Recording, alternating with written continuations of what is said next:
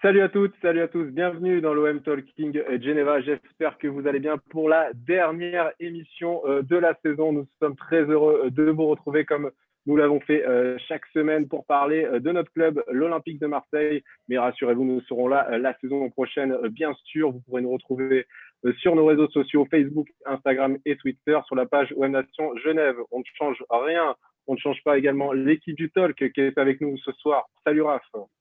Salut Rafi, un peu triste d'être déjà la dernière émission de l'année.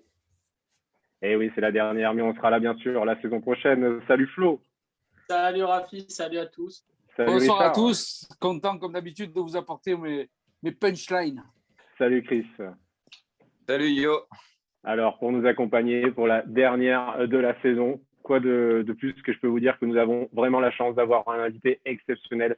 C'est un très très grand journaliste français. Il fait partie, je pense, du patrimoine du patrimoine du journalisme français.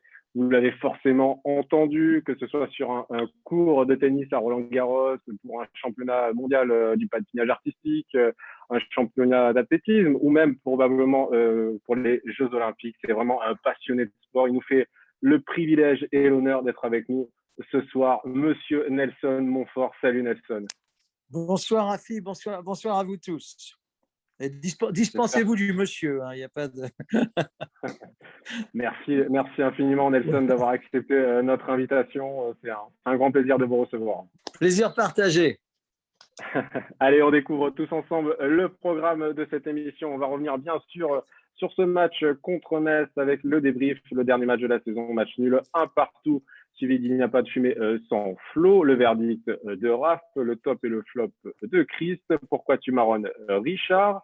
Nous aurons après un quiz sur les Marseillais en équipe de France et en dernière partie d'émission, les questions pour notre invité du jour, Nelson Montfort, que vous connaissez tous. Allez, sans plus attendre, le débrief du match, dernier match de la saison, match nul, un partout. Alors Flo, je vais me tourner vers toi dans un premier temps. Donc c'était vraiment un match assez médiocre, il faut le dire, de la part de nos joueurs. On peut se demander si j'étais déjà en vacances ou pas. Avec un but improbable quand même, parce qu'on avait peut-être tous éteint notre télé lorsque Milik a marqué ce but à la 103e minute. C'est un record depuis que Opta analyse le championnat de la Ligue 1. C'est un record de temps. Jamais un but n'avait été marqué aussi tardivement. Qu'est-ce qu'on va retenir de ce match, Flo? Faut rien retenir. C'est comme la saison en fait. Ce match, il reflète la saison. Je crois qu'on s'attendait tous pas du tout à ce match en fait. C'était pas un match qu'on s'attendait du tout. Et t'as raison en fait. On a tous quasiment été ratés, je pense pas, mais du moins Chris, il nous a dit, je savais pas qu'il y avait un but de l'OM, je savais pas qu'il y avait l'égalisation. Ça c'est pour dire quand même que c'était quand même assez médiocre. Et puis bon, ça n'a pas changé grand chose parce que marquer un but à 103e sur un penalty provoqué par Alvaro, c'est pas ce qui allait changer le cours du match, quoi, pour moi. Et oui, je le rappelle, l'arbitre avait sifflé le coup de sifflet final et puis est revenu sur cette décision. Oui, Chris. Ouais, pour la petite anecdote, j'ai découvert en fait sur le groupe en fait qu'on a fait match nul parce qu'on a un petit WhatsApp. Puis je vois en fait Flo, on a fait nul. Je dis quoi? Ben non, on a perdu. C'est possible parce que moi j'ai vu le but et tout, je dis allez, rageux, j'ai tout fermé et puis voilà, c'était la bonne surprise finalement, le nul. Et encore aujourd'hui, j'ai du mal à y croire, quoi. Voilà. Alors, est-ce que Nelson s'est ennuyé devant ce match? Alors, mon cher Rafi, je dois être très honnête avec vous tous. Dimanche soir, j'étais à Budapest au championnat d'Europe de natation. Comme je savais que j'allais intervenir avec vous ce soir, j'ai suivi la fin du match à la radio et pareil que l'un de tes interlocuteurs à l'instant, moi je suis resté sur le score de 1-0 et puis j'ai appris avec stupéfaction, non, ce n'était pas un gag, mais d'après ce que j'ai cru comprendre, les Marseillais ont été plus brillants à d'autres occasions de la saison. Oui, je crois que vous n'avez rien raté, Nelson. Voilà, apparemment, c'est quand même assez improbable. Voilà. Non, c'était pas le match. Non, mais c'est vrai que c'est assez drôle. C'est assez drôle de se réveiller, d'en s'endormir avec un résultat et de se réveiller le lendemain matin avec un autre. Je me disais, mais c'est pas possible. J'ai vraiment fait attention parce que je savais que nous allions en parler ce soir. Mais je crois que vous n'êtes pas le seul. En Hongrie, on s'intéresse d'assez loin au championnat de France de football, évidemment. J'imagine. Voilà.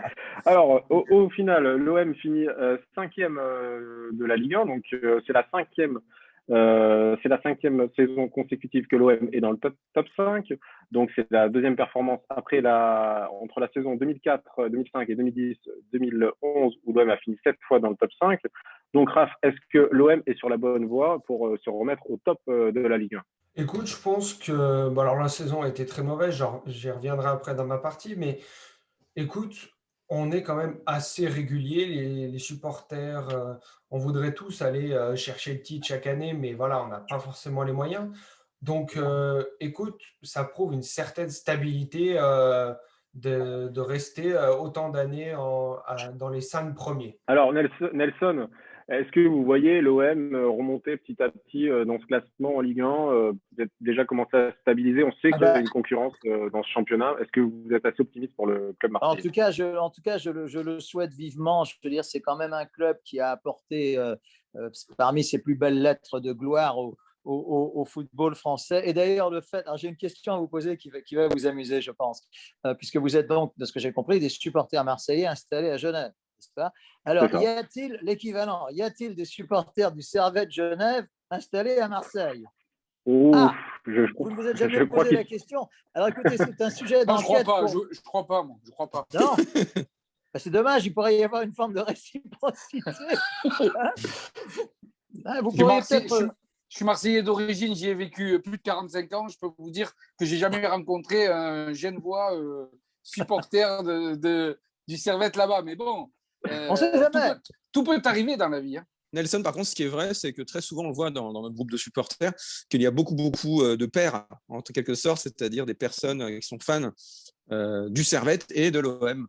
Voilà. Donc, Et là, dans le dernier match de la saison, vous avez affronté donc ce qu'on appelle les Grenats, n'est-ce pas, ce FC Metz. Et il me semble qu'il y a un rapport avec le Servette de Genève. Je ne dis pas de bêtises. Eh oui. Ils sont habillés pareil. Ils sont habillés pareil, exactement. Bon, après, pour répondre à votre question, on ignore s'il y a des Suisses qui vivent à Marseille, qui sont supporters du Servette. Je pense que les banques marseillaises ne peuvent pas rivaliser avec les banques suisses. Donc, on l'ignore. En tout cas, il y a une logique, c'est que le Servette est aussi bon que Metz. Hein. C'est ça. Allez, on enchaîne. On enchaîne dans la bonne humeur avec toi, Chris.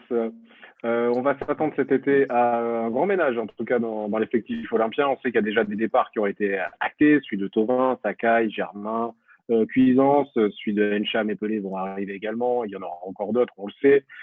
Donc, Pablo Longoria, notre président, va avoir beaucoup de travail, du pain sur la planche, comme on dit.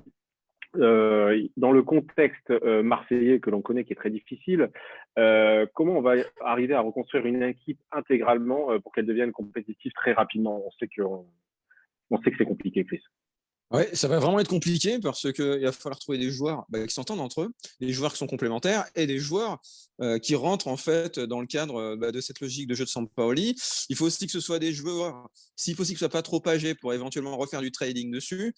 Voilà, moi, dans la petite liste là que l'on a tous vu, qu'on verra peut-être avec Flo pour certaines, les dernières rumeurs.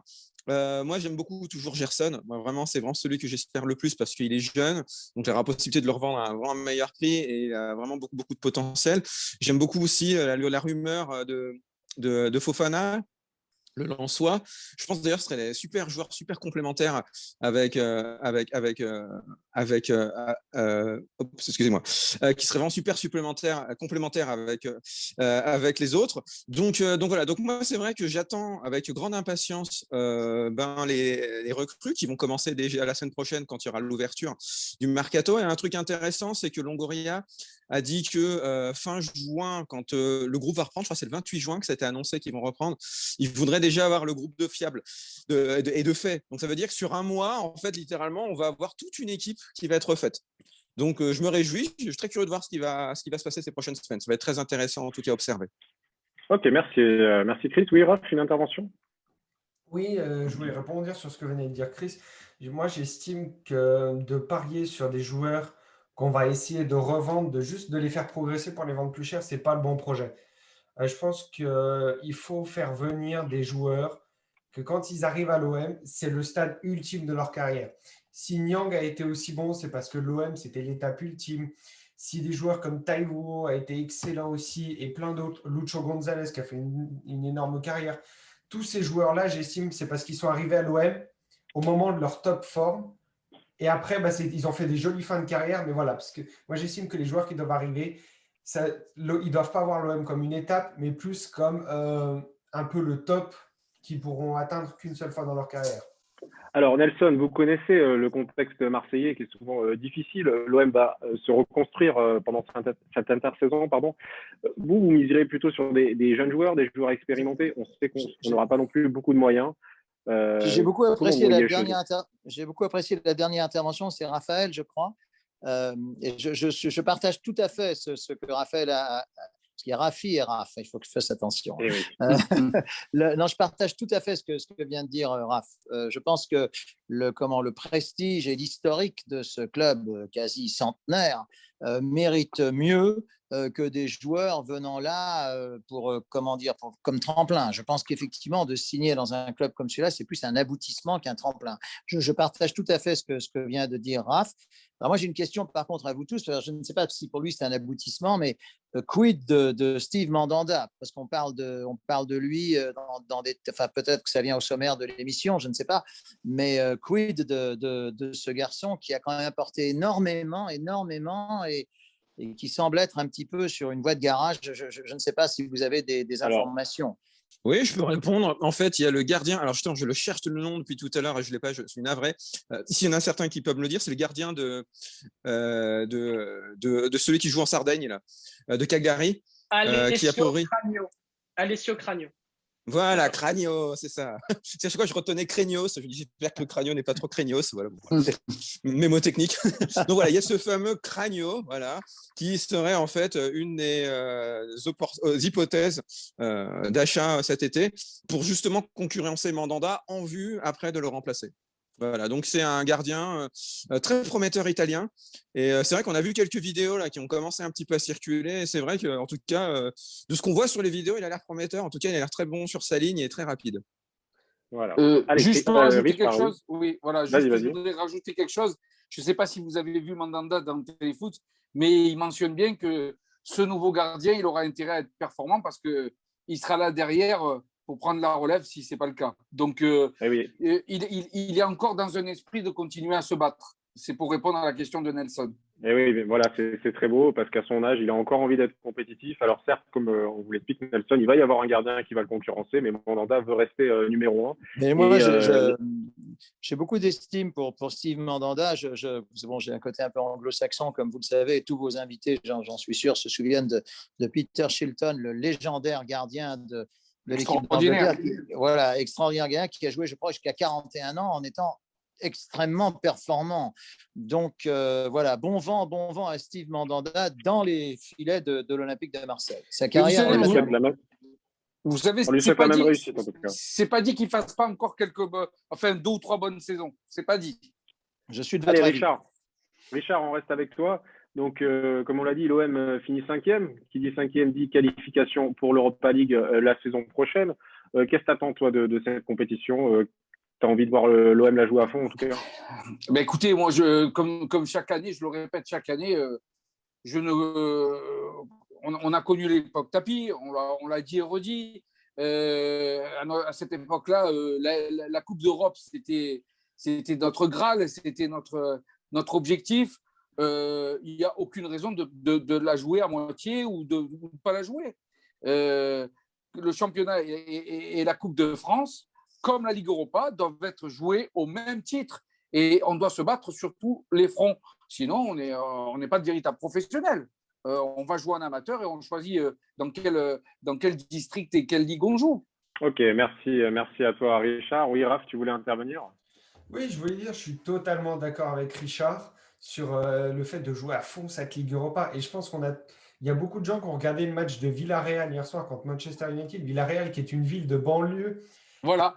Où seulement 50 000 personnes dans cette ville, et ils ont gagné hier soir. Je pense que ça nous a tous donné des émotions et on a tous envie de les revivre avec l'OM. Exactement. Alors, Manchester, ils ne savaient plus où ils étaient, les Anglais, hein, parce que ils se sont bien battus. Ça prouve qu'on peut le faire.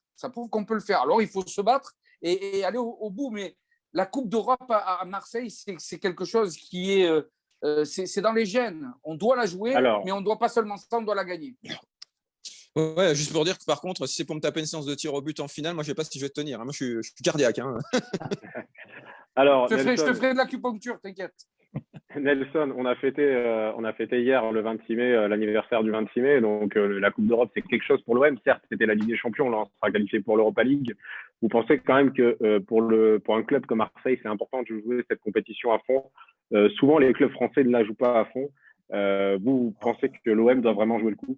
Non, si on joue cette compétition, c'est naturellement pour la jouer à fond. Et vous savez, quand je vois les équipes, justement, type Villarreal, c'est intéressant. Je ne pense pas que Marseille, en forme, soit très inférieur à Villarreal. Je pense que vous partagez tous mon avis. Donc, je veux dire, voilà, je pense que si on joue une compétition comme celle-là, bon, évidemment, il vaut mieux jouer la Champions League, cela va de soi. Là, tout le monde est d'accord. Mais pas forcément.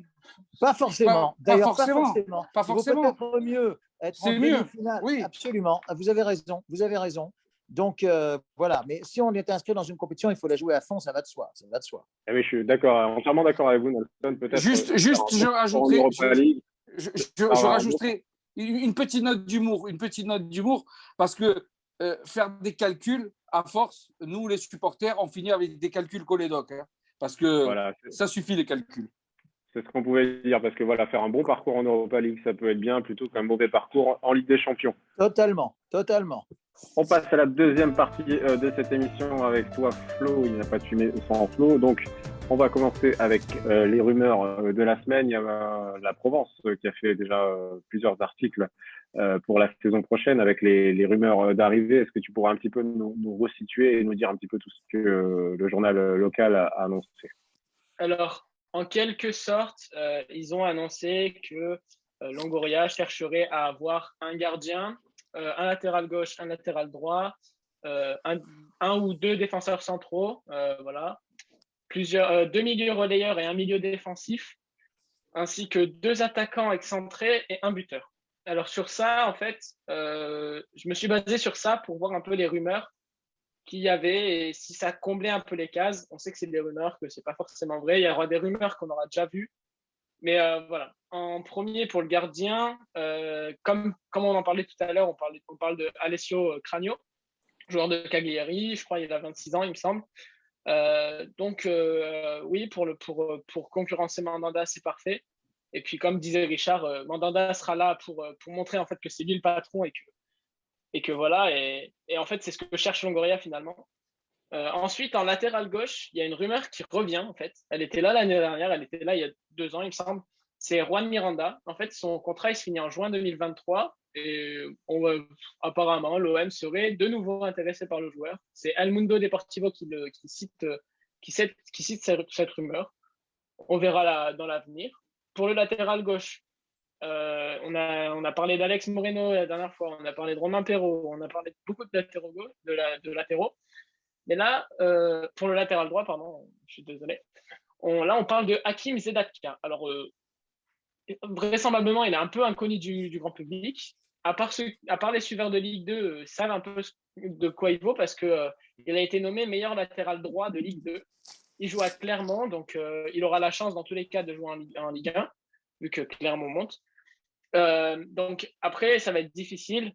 Difficile. On verra, mais il est pisté par Bordeaux, par Brest, par Montpellier, par Anderlecht. Donc voilà, c'est une rumeur comme une autre. C'est intéressant de voir quand même que c'est le meilleur latéral droit qui pourrait venir. En défenseur central, il y a Andrew Gravillon. Bon, Lorient s'est fait prêter Andrew Gravillon en prêt avec option d'achat. Du coup, ils ont la priorité d'achat. Mais apparemment, il intéresse beaucoup le club. En termes de milieu, on a 4 milieux qui se dégagent à peu près. On a parlé de Gerson et de Seko Fofana tout à l'heure avec Chris. Seko Fofana, c'est un intérêt selon RMC de l'OM. Son prix, c'est environ 20 millions. Bon, c'est quand même à peu près le même prix que Gerson. Donc, à un moment donné, il va falloir qu'on fasse des choix. Sinon, les deux autres, c'est Matteo Guendouzi. Ça fait un peu déceptif du côté des supporters. Je crois que Ratit en fait partie. Et puis Eric Pulgar, joueur de la Fiorentina. qui jouait avec Paul Lirola, qui est aussi pisté. Ouais, là, juste, c'était un débat qu'on avait eu aussi entre nous. Moi, Guendouzi, je suis très fan. J'aime beaucoup sa patte technique. Pour moi, c'est un gay en beaucoup plus rapide.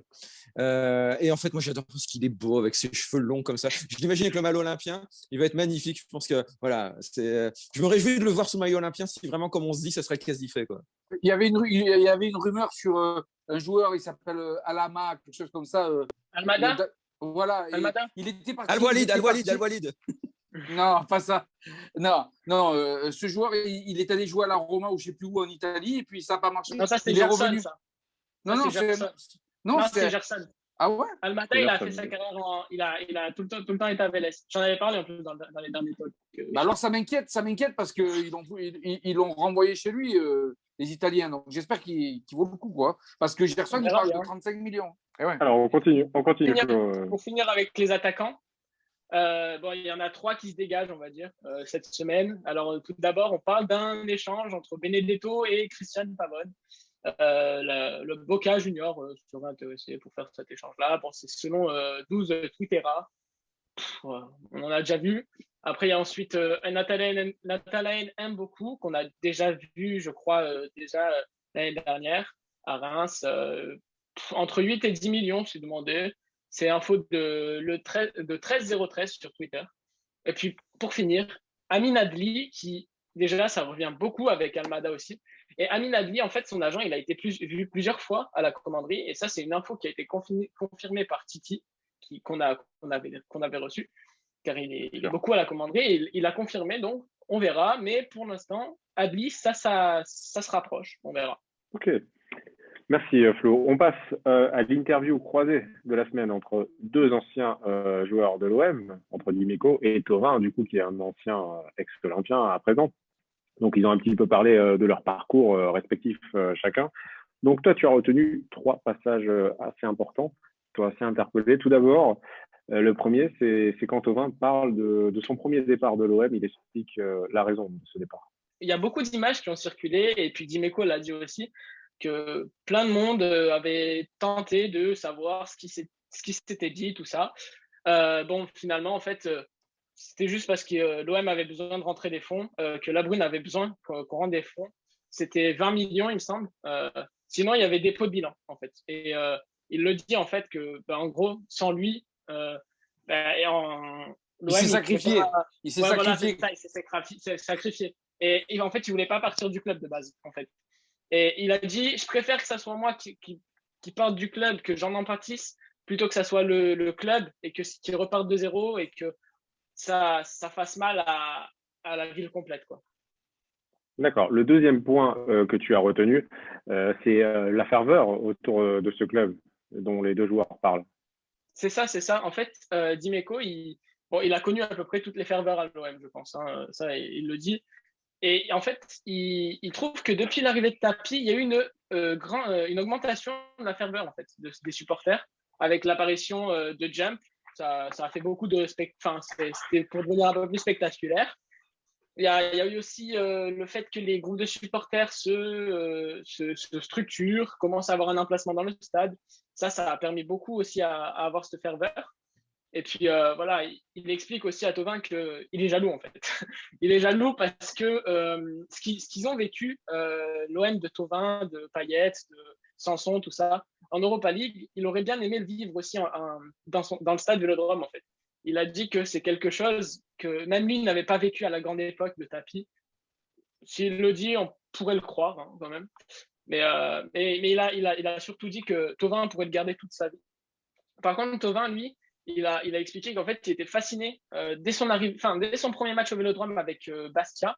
Il était fasciné par le stade, avec ses tifos, avec les tribunes remplies, avec l'ambiance folle des supporters. En fait, il disait à chaque fois que je rentrais sur le terrain, il a toujours ressenti beaucoup d'émotions, que ce soit des frissons, des larmes aux yeux, et ça l'a touché, en fait.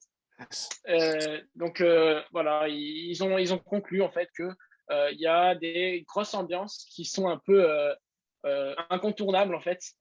Ils ont pensé notamment du coup à l'Europa League, au quart de finale, en demi-finale, c'était un volcan.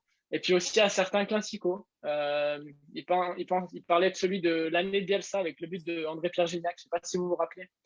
Et Bien j'ai sûr, même bien envie sûr. de rajouter un match. C'est le match où Cavani nous met une clim à la fin du match. Celui-là, Eh, c'était quand même grosse ferveur. Voilà, donc, puis pour finir, Dimeco, il annonce que en fait, le Vélodrome, c'est top 5 des meilleures ambiances d'Europe. Je ne sais pas ce que vous en pensez, forcément. mais en tout Et cas, je qui suis a On peut, douté de on ça? peut, C'est qui doute de ça? C'est qui? on ne peut que être, on ne peut que être d'accord. Et puis Flo, il y a un dernier point que tu veux nous parler. C'est Thauvin qui nous fait part de ce qui s'est passé lors du Trophée des Champions. Donc quand il a échangé son maillot avec Mbappé, que ça a été assez décrié par tous les supporters de l'OM, il s'explique sur cet incident, si on peut dire ça comme ça. Ouais, c'est une incidence, une maladresse en fait. C'est tout simplement, il était en train de rentrer dans les vestiaires. On venait de se prendre un but et lui, il était en train de réfléchir. Il allait de toute façon dans le vestiaire pour prendre une petite gueulante, je pense. Et, en fait, il y a Kylian Mbappé qui est venu à côté de lui. Thauvin l'a pas vu du tout, hein. Il était dans son truc, il réfléchissait. Et puis Kylian, il lui a dit, écoute Flo, on s'échange nos maillots. Et puis bon, vous savez très bien que Kylian Mbappé, Florian Thauvin, ils sont assez copains, ils ont joué en équipe de France ensemble, ils ont été champions du monde ensemble. Forcément, ça les rassemble, ça les rapproche. Et ils se disaient pas, enfin, il allait pas lui dire, ouais, non, ferme ta gueule, je vais pas prendre ton maillot, tu vois. Enfin, en soi, ça peut se comprendre. Et j'ai toujours milité sur ça et j'ai toujours dit, mais attendez, c'est normal, en fait, que Thauvin, il accepte. Et en fait, finalement, c'est une maladresse de sa part parce qu'il n'a pas vu qu'il y avait une caméra juste au-dessus de lui. Donc, voilà, je pense que le mot à retenir, c'est surtout maladresse. Il voulait pas faire de mal. Oui, bien sûr. Richard, oui, pour conclure. Oui, moi, pour ma part, je te donne totalement raison, Flo. Franchement, on s'en fout. C'est son pote, c'est normal qu'il s'échange les maillots. C'est bon enfant, c'est normal. Moi, c'est plus le niveau de jeu de Flo qui m'a chagriné en cette dernière saison. C'est ça le plus. C'est pas grave, c'est son pote, c'est normal. Faut pas faire d'histoire pour ça, quoi. Allez, on lui en voudra pas de toute façon. On passe à la troisième partie de cette émission, le verdict de Raph. Donc Raph, on en est un peu à l'heure du bilan, si je puis dire. L'OM a donc fini à 5e cette saison. Ça a été une saison très très compliquée quand même, très agitée, tant sur le plan sportif qu'extra sportif.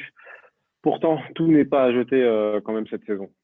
Oui, clairement, parce qu'il faut se rappeler du contexte général de la saison. On sort d'une deuxième place que j'appelle deuxième place Covid, parce que voilà, pour moi, on ne la méritait pas du tout. On commence la saison à peu près bien. Après, il y a quelques cas de Covid. Voilà. Il y a ce très mauvais parcours en Ligue des Champions, ça ne faut pas le nier du tout. Mais ça, je pense que ça peut te servir pour les joueurs de comprendre qu'une compétition, comme l'a dit Richard, ça se joue à fond. Il ne faut pas oublier ce qui s'est passé aussi juste après le départ de Villas-Boas. Enfin non, juste avant le départ de Villas-Boas, les événements à la commanderie, que ça a beaucoup touché les joueurs, que ça a beaucoup touché le coach. Il ne faut pas oublier le départ de Villas-Boas qui est dans une incompréhension totale aussi. Qu'on a changé 3 fois de coach, que les effectifs n'étaient pas. L'effectif a été beaucoup chamboulé psychologiquement. Donc, pour moi, il y a beaucoup de choses sur lesquelles il faut travailler, mais se dire, voilà, on ne peut pas faire une saison pire que ça en termes de conditions de travail. Donc, autant partir plus sereinement l'année prochaine. Alors, tu parles de la saison prochaine, justement. On l'a dit, Pablo Longoria et Jorge Sampaoli vont avoir du travail pour rebâtir cette équipe. Est-ce que le fait d'avoir des recrues rapidement, ce que l'on espère, ça va impacter sur la future saison de l'OM? Clairement, c'est comme, tu sais, tout ce qui se passe en ce moment pour les vaccins.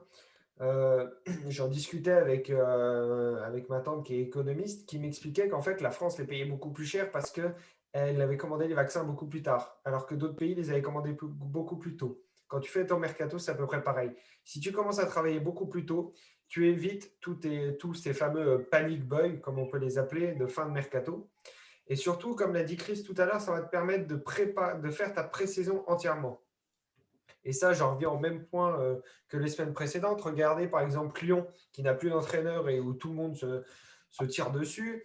Lille, à peine la saison terminée, le coach s'en va et Mike Maignan aussi. Nice n'a plus d'entraîneur. Le PSG, il y a cette rumeur de Pochettino qui pourrait retourner à Tottenham et le PSG n'est pas construit sainement. Donc, le fait d'avoir des recrues assez rapidement, sur lesquelles on a pu réfléchir, je trouve que c'est très intéressant puisqu'il faudra qu'elles s'adaptent assez rapidement et de le faire en une pré-saison, ce serait top. Alors, ton verdict, Raph, le dernier verdict de la saison et le suivant, qu'est-ce que doit viser l'OM la saison prochaine? Alors, clairement, il faut aller jouer un peu les premières places. Et j'ai envie de sortir de cette opinion qu'on a en France qui est totalement lunaire. Oh bah tiens, on joue la Ligue Europa, de coup, on fera pas une bonne saison. Ah, on a les matchs les jeudis et le dimanche. Ah, c'est pas bon tout ça. Merci. Ça nous fait chier. Il faut faire tourner. Non, je suis désolé. Au bout d'un moment, il faut arrêter. Tu veux être un grand club, et ben, c'est ce que je reproche notamment beaucoup au PSG. Le PSG est toujours en train de se plaindre du calendrier.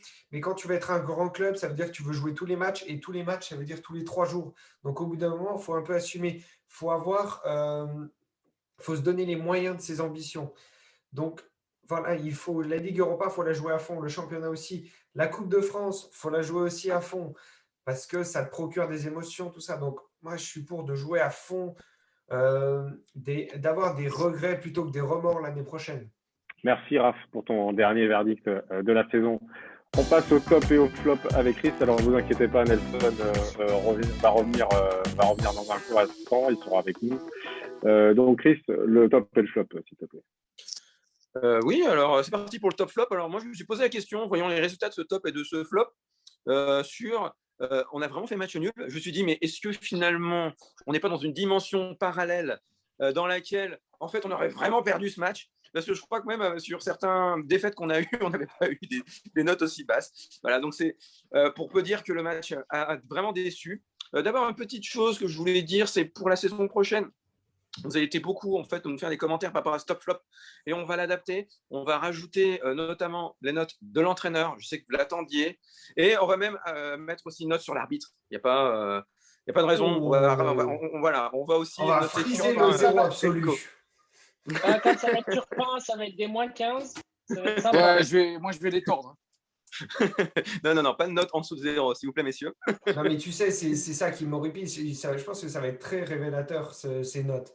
Parce que j'écoutais l'autre fois la Première Ligue et en fait, ils ont une vision totalement différente de l'arbitre là-bas. L'arbitre en Première Ligue, c'est une partie du jeu. C'est à 11 joueurs contre 11 joueurs plus un arbitre. Nous, en France, c'est 11 joueurs contre 11 joueurs contre un maton. C'est à peu près ça, ouais. Sachant que le maton, en plus, il ne parle pas espagnol, visiblement, donc avec le rouge que s'est pris Sampaoli la dernière fois. Ouais. On va les mater, les matons. Oui, ça, on va mater les matons. Bon, alors, voilà, je vais comment dire, je dois vous avouer, c'est moi qui étais le plus généreux avec ce match. Ah, t'as pas vu le but. Ouais, alors justement, j'ai pas vu le but. J'ai mis plus généreux parce que du coup, j'étais un peu en angoisse, je vous avoue. Je me suis dit, oh là là, on a fait quand même match nul, je peux pas mettre une moyenne aussi basse. Mais en fait, je me doutais pas que mes autres collègues allaient mettre des cartons à tout le monde. Donc du coup, je me retrouve un peu, bien malgré moi, le plus gentil avec 4,8 de moyenne. Alors voilà, comme la moyenne la plus haute, 4,8, c'est quand même pas bien brillant. Donc voilà. Et puis, la plus basse, à votre avis, c'est qui? Qui c'est qui était le plus bas? Rafi, comme d'hab. Non, pas Rafi. Merci. Rafi était le deuxième plus généreux, juste après moi. 4,2. Ouais, moi, la tisane est passée. Hein. Ouais. Bon, là, c'est qui alors? Richard? Non, pas Richard non plus. Non, voilà. Je vous avoue, c'est Raph. C'est Raph. Yes. Voilà. Qui lui a mis un 3 de moyenne. Mais, attention, parce que. Alors, Raph, oui, tiens, rapidement, 3, pourquoi si bas en fait? Tiens, parce que Metz-Marseille, dernière journée du championnat, aucun enjeu, aucune envie, rien. Voilà. D'accord, bon, moi, c'est le droit but. Hein. Tu sais, tu as des matchs où tu peux expliquer énormément de choses. C'est comme, il y avait le match Strasbourg-Lorient, en même temps, et si les deux équipes faisaient nul, elles étaient maintenues les deux. Donc, au bout d'un moment, tu n'as aucun suspense. Metz n'avait rien à jouer. L'OM devait prendre 10 buts par Metz et Lens en gagner par 6 ou 7 buts d'écart face à Monaco. Donc, c'est bon, au bout d'un moment, voilà. Tu vois, même la défaite, ça ne m'aurait pas surpris. Hein. Ouais, bah, ils étaient déjà en vacances, quoi. C'est à peu près ça. Bah alors, ceux qui ont été vraiment le plus dur des plus durs. Mais quand on est un professionnel, excusez-moi, je te coupe 2 minutes, Chris. Quand on est un professionnel, ben, on joue la saison jusqu'au bout. Au moins, on fait un beau match. Mais il faut arrêter avec cette notion de professionnel ou pas. Quand tu vois la saison qu'on vient de se faire, il ne fallait pas. Oui, c'est vrai qu'on est à l'image de la saison, de toute façon. Non, mais trouvez-moi le mec qui pensait qu'on allait faire un match du feu de Dieu. Non, mais les joueurs étaient tous en vacances. Quand tu vois que Sampaoli, c'est très bien, comme ça, les joueurs qui étaient plus concernés, ils sortaient un peu du groupe. Mais voilà, il y avait des joueurs, ils étaient, à mon avis, sur le terrain, ceux qui étaient sur le banc, ils étaient en train de voir. Alors cet été, je pars à Ibiza ou à Mayotte, tu vois. Ils étaient sur la promenade des Anglais, quoi. Et puis, il faut savoir que ceux qui ont été les plus durs des plus durs, bah, ça a été notre OM Nation Genève. Voilà, ils ont mis 2 de moyenne. Donc, ils ont raison. Ils ont raison. Donc, voilà. Donc, pour vous dire à quel point on n'a pas aimé ce match. Maintenant, on va quand même chercher des flops et des tops. Bah alors, à votre avis, qui c'est qui a été le numéro 1 des flops? Tiens, qui était le pire du pire de ce match? Le plus en vacances? Qui c'est qui est ressorti? Alors voilà, alors lui on va le dire, il est 3e.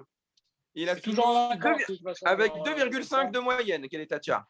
Voilà, 3e. Non, mais c'est pas de sa faute. Je sais pourquoi il était pas bon. Il était en train de réviser son anglais sur Babel pour l'année prochaine. C'est ça. Non, mais ça fait depuis janvier qu'il révise son anglais. À un moment donné, il va falloir qu'il prenne vraiment des cours. Ouais, enfin, c'est bon. Attends. Sinon, on va décaler sur un autre sujet de la défense. Les deux autres. Qui c'est qui est d'autre dans les flops? Alors, on a le 3. Qui c'est le 1 et 2? Pipa Benedetto, non?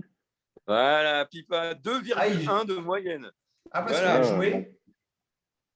Moi, je croyais que la fumée qui sortait au-dessus du stade, c'était lui avec les grillades.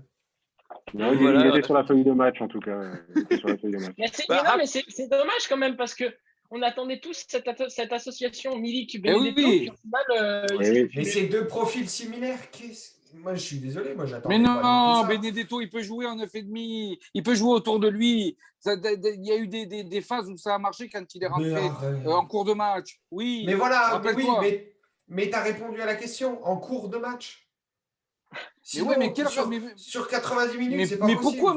Mais pourquoi on jouerait mieux en cours de match que tout le match? Mais moi, j'ai envie de voir. De toute manière, le mec, il est fatigué, tu peux le faire sortir. Moi, j'ai envie de voir un Milik Luis Enrique, pas un Milik Benedetto. C'est bon. Mais les trois, tu peux les mettre les trois. Benedetto, il tire 3 caravanes dans chaque jambe. Au bout d'un moment, voilà. En tout cas, toujours est-il que visiblement, son barbecue d'Assado a certainement bien marché, mais en tout cas, tirer en face des buts, c'était moins réussi parce que alors Raph lui a mis 1,5, Richard lui a mis 2. Alors, les notes OM Nation. Je suis content que vous ayez au moins confiance en Enrique un petit peu.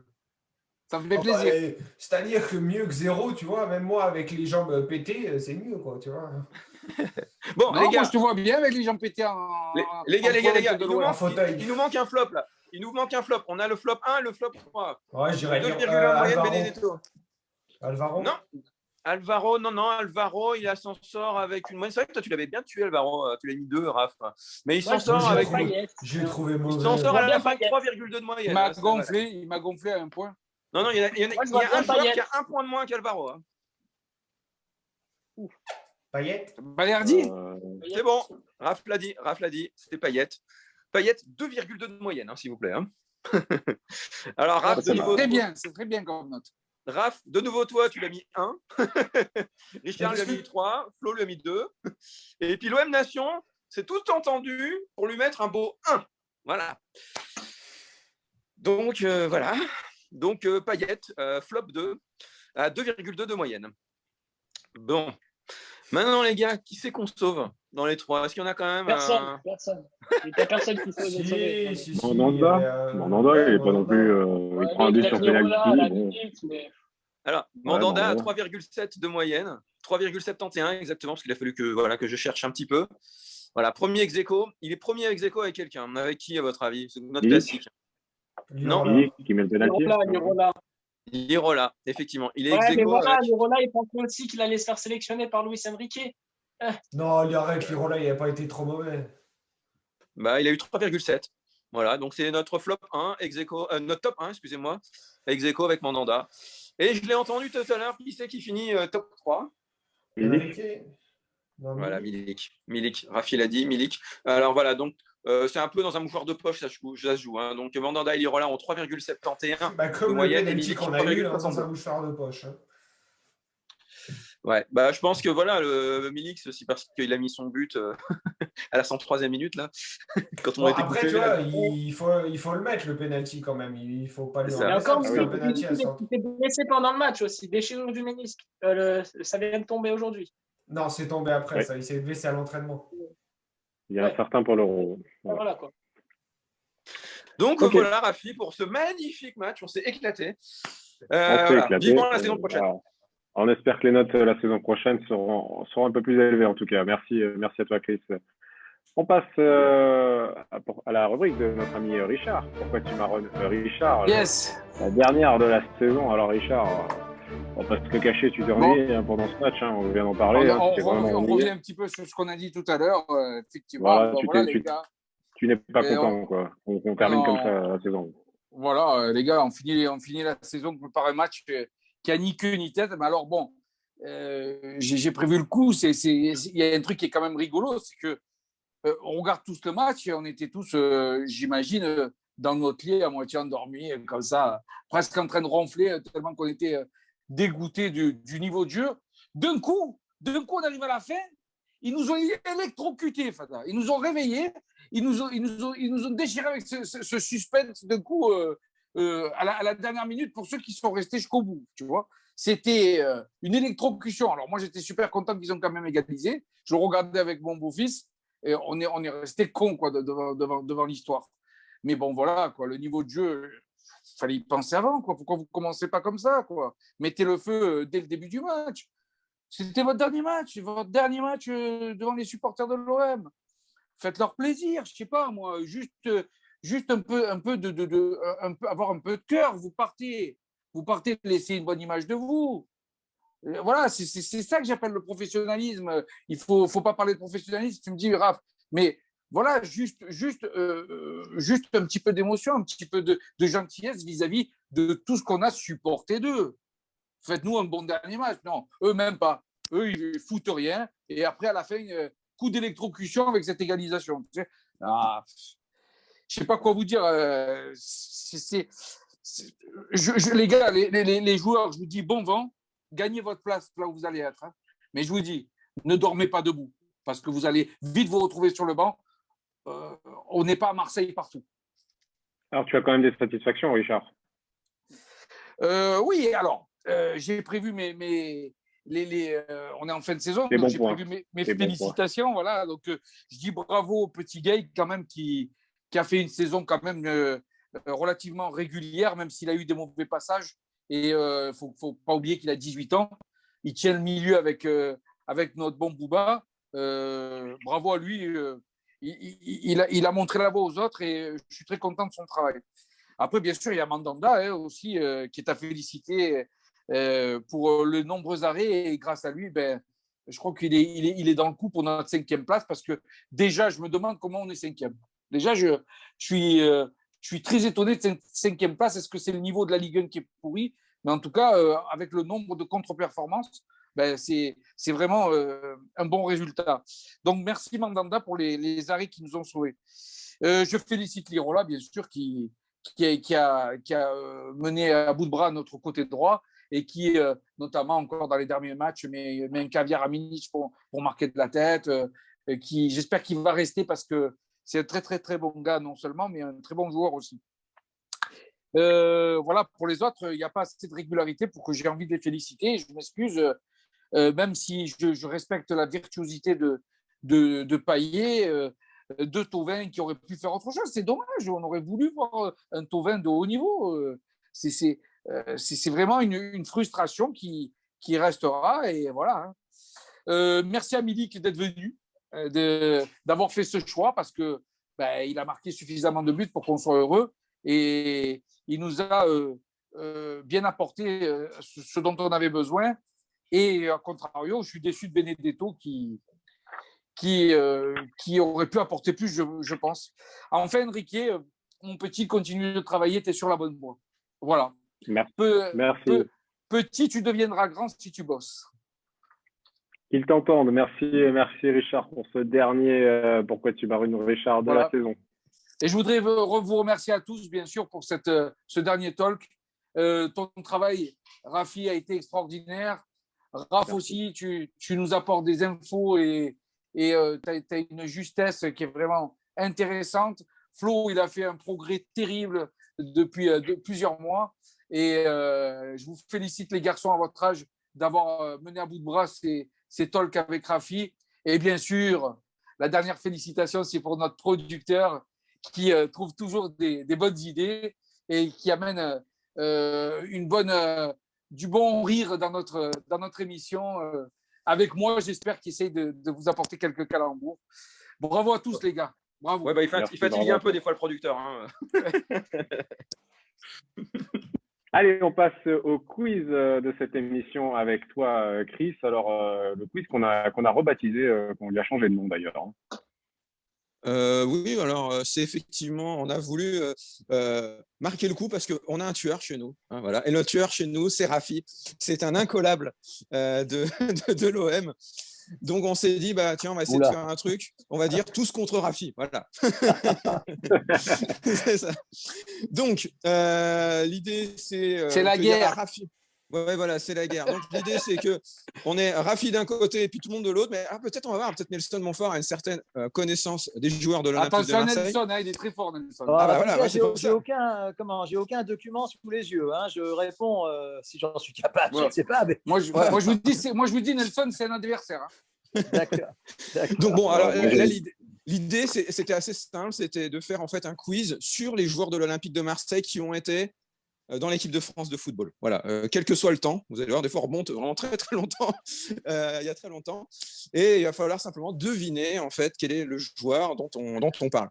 Voilà, donc on a nous notre camionnette à la VAR avec Flo, qui va donc regarder qui est la personne qui lève le premier la main. Donc voilà, la règle du jeu, c'est d'erreur, hein. La VAR ne fait pas d'erreur. Donc, c'est simple. Donc, la règle du jeu, c'est simple. C'est simplement, vous levez la main. Donc, soyez fair play si vous n'avez pas la réponse. Voilà, vous levez la main, tac, dès que vous avez la réponse. J'ai pas vu les roues de la camionnette. Et puis Flo va regarder ses écrans et puis il va dire qui c'est qui répond en premier. Voilà. Donc, alors, j'espère que...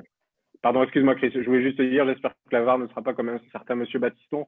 Que Nelson doit se rappeler. Oui. Mais elle n'existait pas à l'époque. Voilà. Donc voilà, on va voir 10 joueurs à deviner. Schumacher, il avait de la chance que je n'étais pas sur le terrain, je te le dis. Allez, un peu de sérieux, messieurs. Donc voilà, donc on a 10 joueurs à deviner et donc Flo va se charger aussi de compter les points. Voilà, et donc ça sera tout le monde contre Rafi, encore une fois. Je rappelle les règles du jeu. Donc voilà, c'est parti. Et vous verrez, les 10, c'est des joueurs comme assez connus. Hein, donc voilà. Attention, on commence. Attaquant, j'ai été appelé par Henri Michel pour remplacer José Touré, qui s'est blessé pour la Coupe du Monde de 1986. Nelson. Papin Jean-Pierre. Ouais, un point. Je vous ai dit, il va tous vous tuer. Voilà, c'est la bonne réponse? Oui, c'est la bonne réponse. Oui, c'est ça. Alors, Nelson, c'est la formule de politesse. On vous laisse marquer le premier point. Ah, d'accord. Ah, oui. Vous connaissez vous connaissez juste la réponse. Vous inquiétez pas, battu, Rafi. Il a été battu. C'est juste l'excuse de Rafi parce qu'il a perdu ce point-là. Mais voilà, donc juste fini. Je marque un but dans la petite finale contre la Belgique permettant de finir à la place honorifique de 3e. À l'OM, je finis 5 fois meilleur buteur du championnat de 88 à 92. J'obtiens le Ballon d'Or en 1991. Je suis olympien du siècle en 1997. Voilà. Donc, le deuxième, attention. Victorieux de la Ligue des champions en 1993, j'ai été aussi champion de France de D2 en 1995. Puis Richard. Dimeco. Non. Puis, je repars quelques années avant mon retour en 2004, sous les couleurs olympiennes. Rafi. Barthez. Oui, bien joué. Bravo. Fallait être plus rapide. Voilà. Après, Manchester United, oui, bravo. Exact. Ouais. Je suis champion du monde et d'Europe. Je suis connu pour mon franc-parler et ma calvitie légendaire. 3.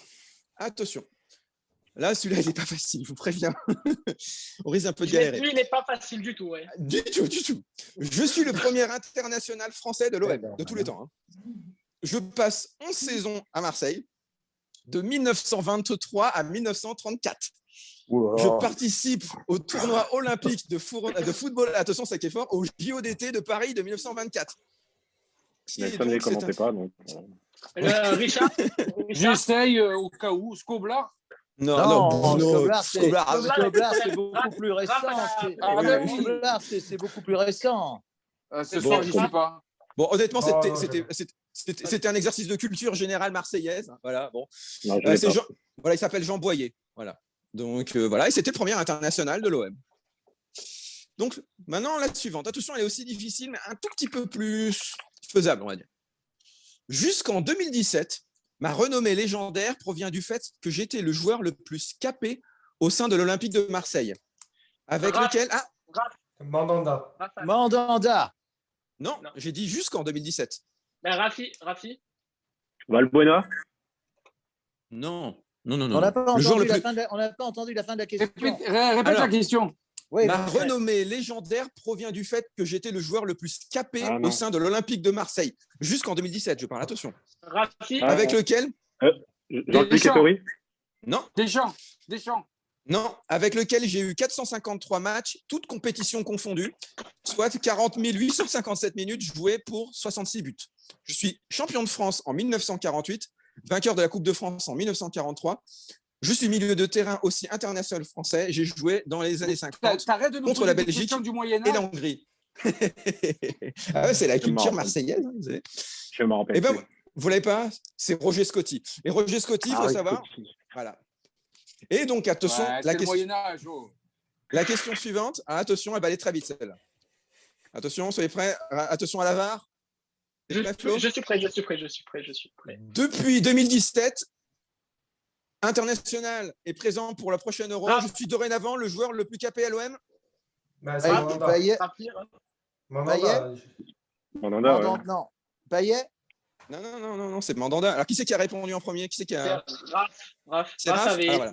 Moi, j'ai répondu Mandanda, mais à la question précédente, donc ça compte pas. On va vous le donner. Donnez le point à Nelson, il faut qu'il revienne dans la prochaine émission. Voilà, ce qu'il faut savoir, c'est ça. Ce qu'il faut savoir, c'est que, en fait, en gros, depuis les années 40, on a eu Roger Scotti, et en 2017, il a été détrôné, ce Roger Scotti, par Steve Mandanda en tant que plus capé de l'OM. Voilà. Comme disait Enrico, donnez. Allez. Excellent. Né le 19 novembre 1965 à Alès, dans le Gard, j'évolue au poste de défenseur. Rafi. Laurent Blanc. Oui, Blanc. purée, alors là... Je suis ni moi. J'étais obligé de la sortir. Arrête. Voilà, donc Laurent j'évolue au poste de défenseur, je compte 97 sélections en équipe de France pour 16 buts inscrits, champion du monde en 1998, je finis aussi meilleur buteur de la saison 1997-1998, c'était comme quelque chose d'assez marrant, à l'OM avec 11 buts. Je repars après la finale perdue de 1999, je suis remplacé par Eduardo Berizzo. C'est encore un super coup de nos... Voilà, de nos dirigeants. Voilà. On n'a pas fait une affaire. Hein. Oui, non, vraiment pas. Allez, question 7, on n'en a plus que 3. Je joue pour l'OM entre 1972 et 1980. Je remporte la Coupe de France en 1976. Je débute ma carrière internationale avec l'équipe de France en 1971. Je suis sélectionné à 65 reprises et marque 4 buts avec les Bleus. Je suis sélectionné pour les Coupes du Monde de 1978. Manuel Mora. Non plus. Donc, je suis sélectionné pour les Coupes du Monde de 1978 et 1982. À Séville, en demi-finale. Rafi. Tigana. Non. Didier Six. Non. Je continue. À Séville, en demi-finale contre l'Allemagne, je marque un but spectaculaire d'une reprise de volée. Amoros. Non. Sous la barre. Marius Trésor. Oui, c'est bon. C'est Richard qui a le point. Trésor. Oh là là. On les a tous fait. Hein. À force. C'est quand même, j'ai trouvé. C'était toute l'équipe, on va y arriver. C'est ça, voilà. Marius Trésor, effectivement. Voilà. Allez, suivante question. Grand monsieur et homme absolument adorable. Ah, vous l'avez rencontré? Que j'ai eu l'occasion, oui, j'ai eu l'occasion de rencontrer. Il vit désormais en région bordelaise. Et alors, pour la petite histoire, c'est un passionné de cinéma américain. Je peux vous dire, il vous cite, mais alors, de mémoire, de John Wayne à Paul Newman, en passant par Robert Redford et j'en passe, Gary Cooper. Génial.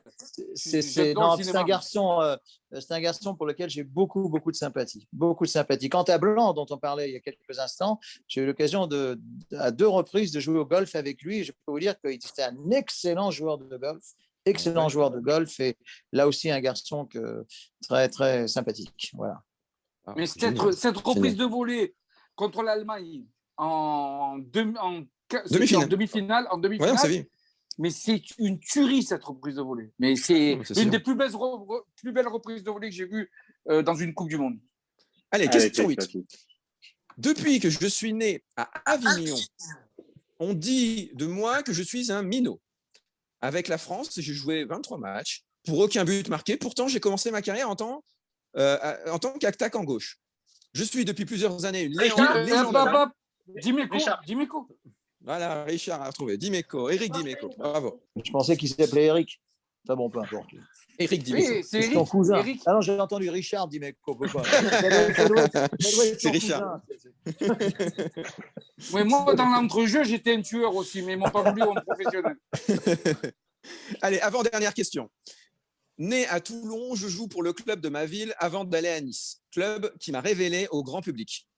Après une erreur de parcours en Angleterre, je rejoins l'OM, club qui me permet d'être appelé en équipe de France sans entrer sur le terrain. Jordan Amavi.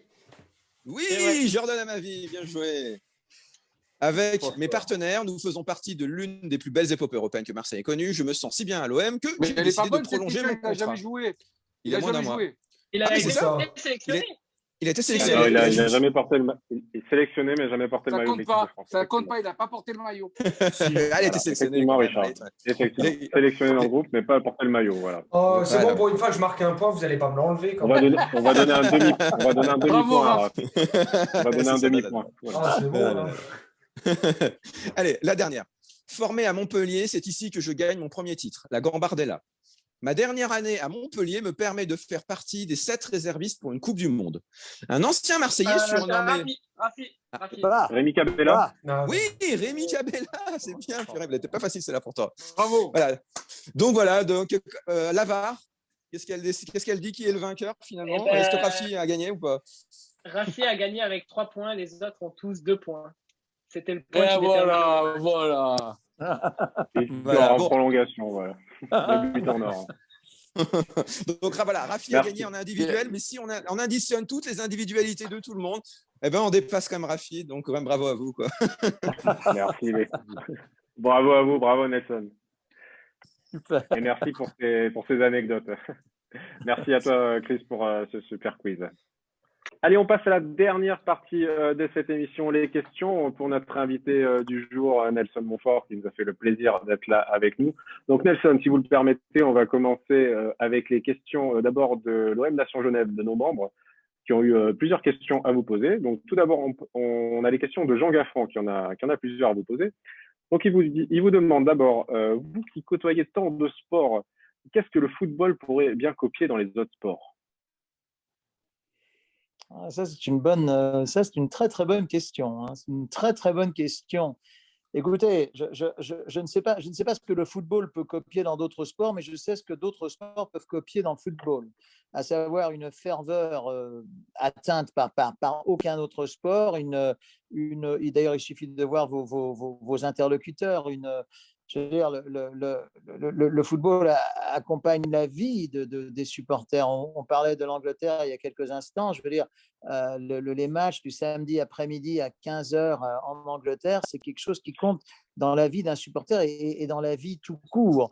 Donc, voilà. Alors maintenant, pour répondre directement à votre question, bon, effectivement, il y a moins de débords dans le tennis, dans le patinage artistique, évidemment, il y a moins de débords, mais je suis heureux de voir quand même que dans l'ensemble, je mets évidemment entre parenthèses la saison qu'on vient de vivre avec 0 spectateur, mais dans l'ensemble, il y a quand même beaucoup moins d'actes répréhensibles sur les stades en France. Donc voilà, Vous avez cité l'équipe de Lens là tout à l'heure. Je pense que les supporters de Lens, un petit peu à l'image des supporters de Marseille, ont une ferveur extraordinaire. Et moi, je retournerai un peu votre question. Je pense que c'est les autres sports qui ont à apprendre du football en matière de ferveur et de soutien. Ok, alors on reste avec Jean qui vous demande si vous auriez aimé commenter des matchs de football. Alors, je vais répondre en 2 temps à cette question. Oui, parce qu'encore une fois, cette ferveur et cet enthousiasme, je crois que ce sont des qualités, enfin j'espère en tout cas. Moi, je dis que sans Nelson, c'est du gâchis de ne pas avoir eu ses commentaires. C'est gentil, Franck. Je ne suis pas, comment dire, je ne suis pas peut-être un technicien, mais en revanche, j'ai une bonne mémoire. J'ai une mémoire du sport. Et par exemple, oui, et là, vous allez tous bien, peut-être qu'il y a un interlocuteur peut-être un petit peu jeune là autour de notre panel, mais quand je parle de Glenn Hoddle, je pense que c'est un nom qui va vous dire quelque chose. Pour moi, Oui, Glenn oui. Hoddle était un magicien accompagné d'une personnalité vraiment hyper attachante. Donc, je veux dire, voilà, j'ai pour ce sport, enfin, je pense que vous le sentez au ton de ma voix, une grande passion également à travers son histoire. Et qui dit histoire, en tout cas histoire du football en France, mais évidemment l'Olympique de Marseille au premier rang.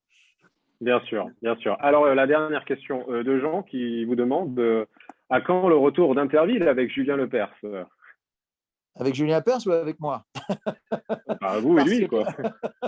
Non, parce qu'il se trouve que vous avez devant vous le dernier animateur d'Interville qui n'a pas survécu à mon animation.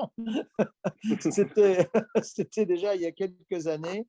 Vous savez, je regrette beaucoup que ce soit moi ou un autre, mais je regrette beaucoup la disparition de cette émission parce que je trouve qu'on retrouvait cette France bon enfant que j'aime beaucoup, et je suis sûr que votre panel est d'accord avec moi.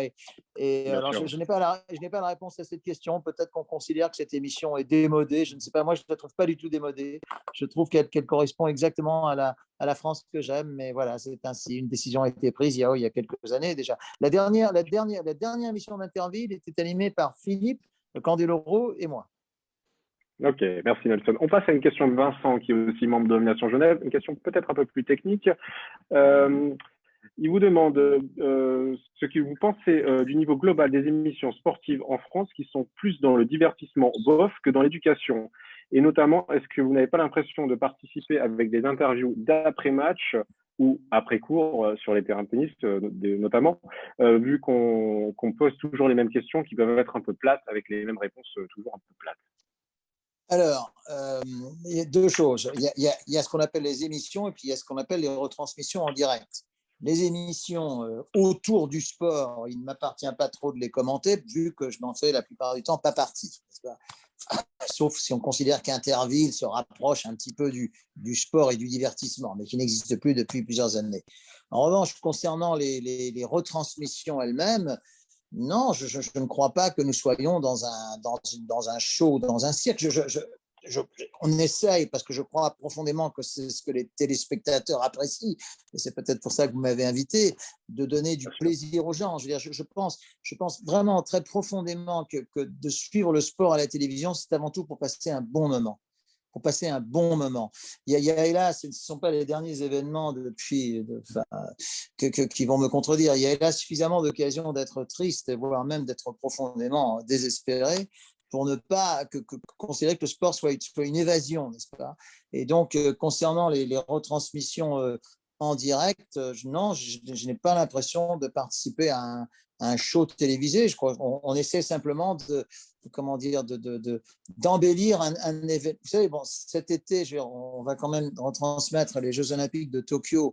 On n'est pas là pour aller au cimetière. Je veux dire, on veut les retransmettre de la plus belle façon possible. Et je pense effectivement que, enfin, je dis ça en toute modestie, que je rentre dans cette catégorie de gens qui. Je le confirme. C'est gentil. Vous savez, le sport, je veux dire, le sport à la télévision, j'arrive à voir, là, on se rencontre par écran interposé, mais j'arrive à voir, il y a un point commun entre vous tous, c'est cet enthousiasme, cette ferveur, et c'est ça aussi le sport à la télévision, c'est même avant tout cela. Eh oui, non, eh oui. Moi, j'aime pas le sport, j'aime pas. Allez, on enchaîne. Merci Nelson. On enchaîne avec les questions des chroniqueurs. Raph, tu commences, s'il te plaît. Oui, moi j'ai une question. Donc, j'ai votre livre Les perles des journalistes Ah. sportifs. Pour vous, quelle est la plus belle perle d'un journaliste sportif? Et deuxième question, pour vous, est-ce que la perle sur Michael Chang est la plus belle?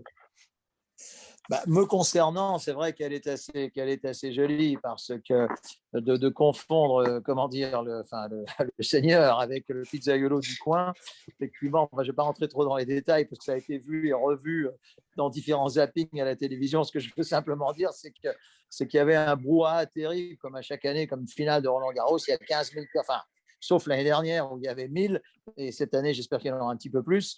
Mais quand il y a 15 000 personnes autour, ça fait du bruit. Et donc, je n'ai pas très bien entendu ce qu'il avait dit. Et puis après, on s'en souvient comme une séquence extrêmement sympathique. Maintenant, sur ce livre que vous avez, bon, qui n'est pas du Victor Hugo, c'est un livre assez modeste, mais c'est un livre qui est drôle et qui est authentique. C'est-à-dire les 100 ou 120 perles ont effectivement été prononcées. Il y en a que j'aime beaucoup. Moi, je vous en cite une comme ça en cyclisme. je ris rien que en cyclisme dans les années 50-60, avant un peu l'invasion des moyens technologiques, etc. Il y a un coureur, appelons-le Rafi, voilà. Un coureur qui franchit la ligne d'arrivée en vainqueur là au Tourmalet ou je ne sais où. Voilà, il gagne l'étape, etc. Formidable, tout le monde est. Le lendemain, au départ de l'étape suivante, il fait la tête. Il dit mais Rafi, pourquoi tu fais la tête? Tu as gagné hier et tout. Il dit mais t'as pas lu la presse aujourd'hui? Non, qu'est-ce qui a marqué? Rafi l'emporte avec brio à l'Alpe d'Huez. Il dit oui, voilà, tu l'as remporté avec brio à l'Alpe d'Huez. Je ne l'ai pas remporté avec brio, j'étais seul détaché. Voilà, ça, je trouve que c'est charmant, c'est naïf, c'est candide et c'est tout ce que j'aime dans le sport. Si j'avais su, je l'avais emporté. Allez, Flo, ta question. Vous savez, Nelson, que votre voix, on la reconnaît entre mille. Et du coup, pour moi, il y a un imitateur qui vous fait bien, c'est Nicolas Canteloup. Et pour vous, c'est qui vous refait le mieux?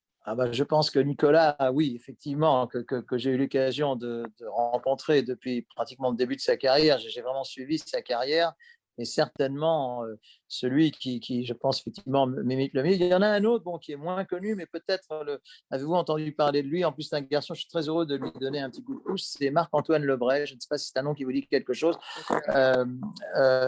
Et qui vraiment est un garçon qui a beaucoup de talent et qui imite bien tout le monde, mais dont ma modeste personne. Il a fait très bien. Ouais. Mais vous savez que ceux qui sont imités, en général, c'est parce que c'est des légendes, hein, au même titre que Thierry Roland. Et c'est pour ça que ça aurait été intéressant de vous voir associé à lui, par exemple, lors d'un match. Oui. J'aimais beaucoup Thierry. J'aimais beaucoup Thierry. Oui, son épouse Françoise Boulin, un nom que vous connaissez probablement, est réalisatrice notamment du tournoi de tennis de Roland-Garros. Ce sont des gens que j'aimais beaucoup Thierry. J'aime beaucoup également son fils Gary, qui est dans les vins, qui est dans le vignoble. Thierry nous a quittés trop tôt. Et je pense qu'effectivement, Thierry était vraiment associé. Alors là, vraiment au plus grand. Il nous manque. Je suis d'accord avec vous. Aux plus grandes heures du football français, qu'il s'agisse de l'équipe nationale, de clubs et autres. Oui, effectivement. Ouais. On reste avec toi, Richard. Ta question pour notre invité, s'il te plaît. Justement, moi, je reste sur mon amour des matchs de football. Et je vais poser la question à Nelson, tout simplement. Qu'est-ce qu'il aurait aimé commenter comme match, comme compétition? Alors, j'imagine que c'est les grandes compétitions, mais quel type de compétition et avec qui? Et est-ce que c'est celui auquel j'ai pensé tout à l'heure? Alors déjà, moi, j'aurais aimé entendre Richard commenter le patinage artistique. On est foutus. Hein. Je veux bien venir dans mon foot au tennis. Mais...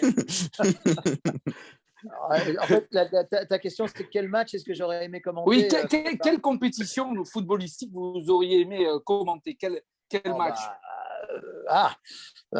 Quel match? Et avec qui?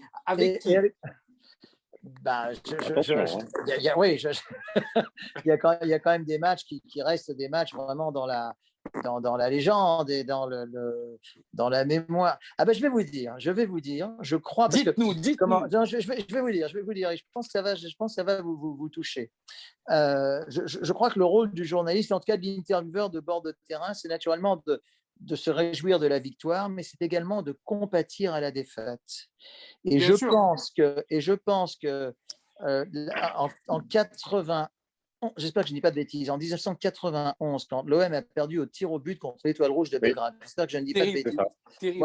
Voilà, justement, oui, je crois que c'est encore une blessure dans le cœur des Marseillais, encore même aujourd'hui. Bien sûr. J'aurais aimé être là pour, je pense, consoler et apporter un petit peu de baume au cœur, que ce soit au jour. Y serais-je parvenu, je ne sais pas, mais en tout cas, voilà, j'espère que ça répond à votre question. Je crois que le journaliste, le commentateur doit aussi être un homme de cœur. Alors, encore une fois, c'est très facile de se réjouir d'une victoire, tout le monde est heureux, mais de compatir à une défaite, et surtout une défaite comme celle-là, parce que celle-là était quand même assez dure, quoi. J'ai au tir au but, etc. Il y a eu pire que ça. J'imagine que 1982 à Séville, France-Allemagne, ça, je crois aussi que non, mais bien sûr, non, mais j'avais 12 ans, je pleurais dans mon lit, je me rappelle. Oui. Ah bah, la France entière n'a pas pu trouver le sommeil ce soir-là. Ah oui. Non, je pensais que la question concernait essentiellement l'Olympique de Marseille, mais effectivement, oui.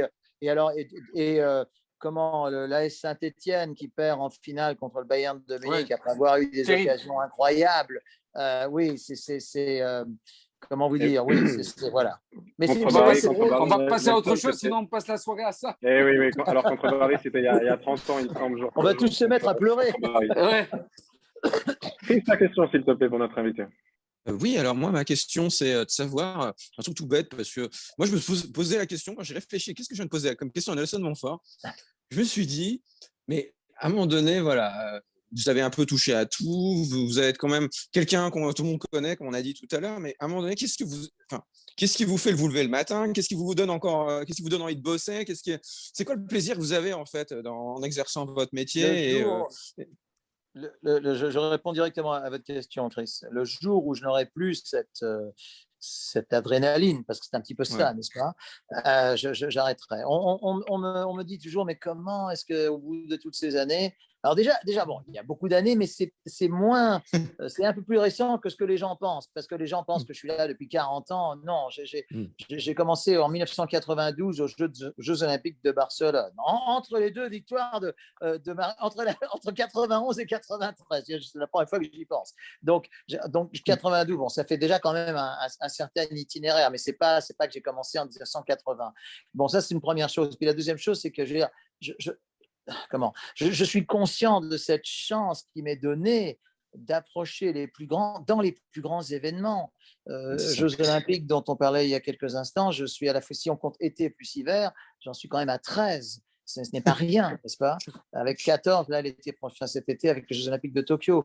Donc, ce n'est quand même pas rien. Et je suis extrêmement conscient de ce privilège que j'ai. Vraiment, voilà. Donc voilà, ça répond à votre question, c'est le plaisir, l'amour du sport et le respect du public. Nelson, je peux vous dire qu'en tout cas, le privilège était pour nous de vous avoir ce soir dans notre émission. Raph, pour la dernière émission, tu voulais dire un mot Oui, je voulais remercier parce que, bien sûr, on est toujours toutes les semaines là en train de parler. Mais chaque semaine, on a la chance de recevoir de nombreux invités. Je te remercie, Rafi, devant tout le monde, parce que tu fais un travail énorme pour ramener énormément de personnes. Merci. Donc, vu que c'est notre première saison, je vais citer tous les noms des gens qui sont venus.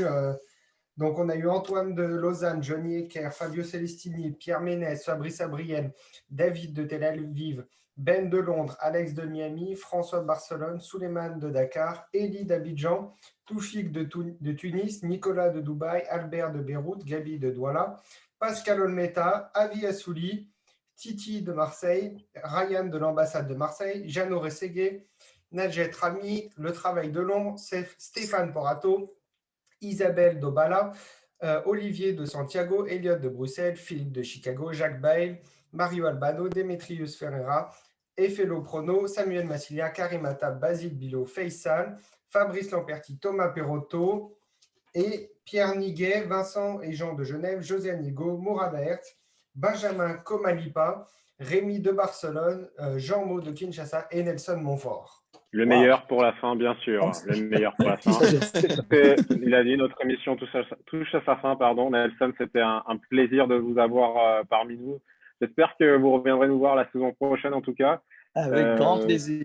J'imagine que vous avez les cours de Roland-Garros qui vous attendent dans quelques semaines, les JO également. Dans quelques jours. Dans quelques jours. Dans quelques jours. Oui, dans quelques jours. Ça commence dimanche. C'est un plaisir tout à fait partagé et je vous embrasse tous, ainsi que tous ceux qui merci. Je touche à TF1 un mot pour que vous puissiez commenter l'Euro, Nelson. Merci à vous tous de nous avoir suivis cette saison. Merci. On se retrouve la saison prochaine, bien sûr. Ne changez pas de chaîne. Salut, bye bye.